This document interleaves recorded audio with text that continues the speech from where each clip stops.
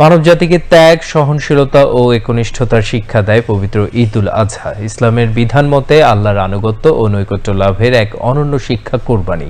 ইসলামী চিন্তাবিদদের মতে ঈদুল আজহার ত্যাগের আদর্শ ঠিকমতো অনুসরণ করা গেলে আলোকিত সমাজ গড়া সম্ভব। রিপোর্ট শফিউল্লাহ সুমনের। ঈদুল আজহা ত্যাগ, সহনশীলতা এবং একনিষ্ঠতার শিক্ষা দিয়ে যায়। ইসলামের বিধান মতে কুরবানি কবুল হওয়ার মূল শর্তই হচ্ছে পরিচ্ছন্ন অন্তর এবং আমল।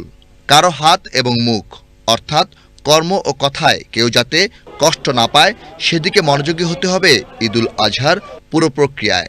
পশু কেনা, জবাই করা, চামড়া বিক্রি, পশুর বর্জ্য অপসারণ সবই করতে হবে দায়িত্বশীলতার সাথে। কোরবানি দাতাকে মাংস এবং অর্থ গরিব দুঃখী ও অসহায় মানুষের কাছে পৌঁছে দিতে হবে। মন থেকে আমিত্ব ঝেড়ে ফেললেই জাগ্রত হয় যথাযথ মানবিক বোধ।